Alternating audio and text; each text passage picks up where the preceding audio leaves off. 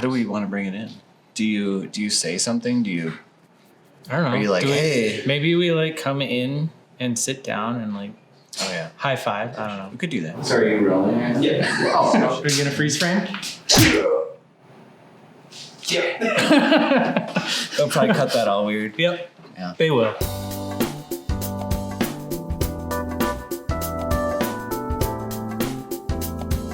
I'm Ryan Belgersdyke. I'm an art director here at Epicosity. I'm Seth Edblum. I'm also an art director here at Epicosity. And we're reacting to Catherine Bank. It's I don't know Austrian. how to pronounce it. No, it's Austrian, guys. Bear with us. Private Bank? Privat. Yeah. Yeah, you have to say it with an Austrian accent. Yes. Perfect. Perfect. Spot I on. think that's how it's pronounced. First reaction is all it is a K right now, but it's cool how it kind of swoops up and they can put in a lot of branding in just that upward motion. Yeah. A K for cool. Keep it cool. I mean, yeah, an ode to upward mobility, right? Trending, growth. I love how the typography can move along that line with the K. I mean, it's so simple, but it's really engaging. And I'm just like that. Whoever planned that, I mean, that's great thought right there.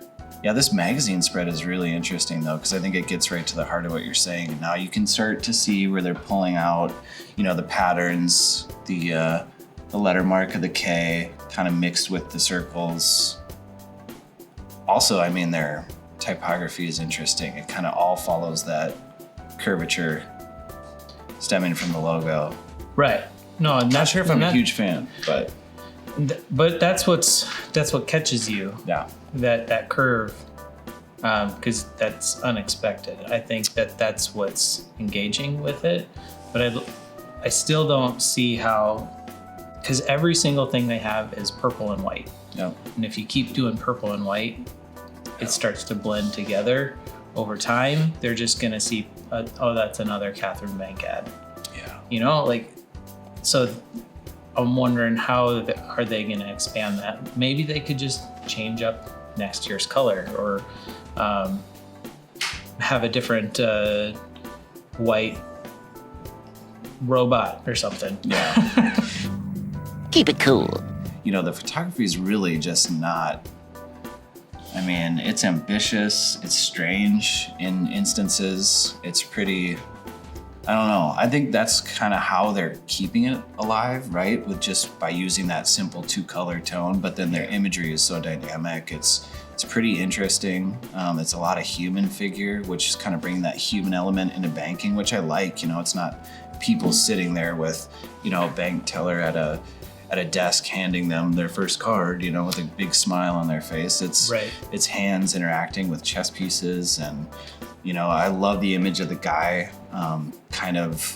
The ballet guy. Yeah, ballet on those columns. And he's making a K. Right, almost, right. And so that curvature of his arm even is almost an ode to the typography running off the page that they do. So I mean, depending on how creative they can get with their imagery, I think there's a lot of flexibility there to kind of make that purple and white work. Yeah, that's definitely where this campaign shines, is their photography. It's every single one of them's deliberate, and I think that's where a lot of financial institutions are lacking, is they rely way too heavy on stock photography.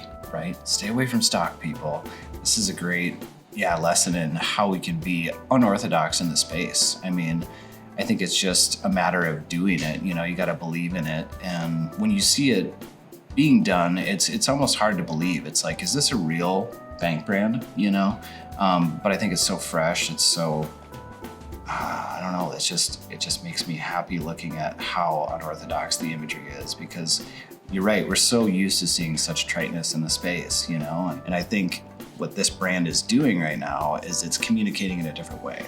It's more sharing an identity, right? The photos, the art, the patterns, the colors, the lifestyle of the brand, right? It's getting right to the heart of, this is who we are, and come learn more, right? Like, just identify with the look that you're seeing on the screen. I think this, Yeah. you know, is a brand to look at as one of those aspirational brands that we should really look towards, you know, doing more work like this in the space. Like it gets us out of our comfort zone, and it's a good thing. What this shows me though is the client trusted their designer Yeah. and just let them go to town. Right. And they didn't really put themselves in the middle of that. And yeah, it's a collaborative effort, but to meet their goal. But I think that that's kind of what happens in a lot of branding efforts is you've got design by committee. So then you have all these other goals going on. You're trying to solve so many different things that it doesn't hit any of them. Right. You want us to push you beyond your bounds, right? And in looking at something like this, even for us art directors, you know, who work in this space often, it's almost a little uncomfortable, but it's so motivational because I hope that we can do the same with our clients, right? And this is very much design centric. So I love that. Obviously, we're a little bit biased being creatives, but it kind of comes to that point of honoring your customer. Or, as we like to say, the crustomer. Who said that? You know, believing that they also know that you probably offer free checking, right? Like, we don't need to beat them over the head with the free checking bone. It's like, thank you, bank, for doing your job. Keep it cool. Given what everybody else does. Like, you don't need a trophy for that. Yeah. And in many ways, I mean, it shows, you know, it shows just the gusto of the brand and of the organization. And, you know, is probably maybe even a little bit more trustworthy to the average person when you're not out there selling those services constantly. Oh, yeah. You know, this is refreshing. Do we need another freeze frame? Cut? Are you done?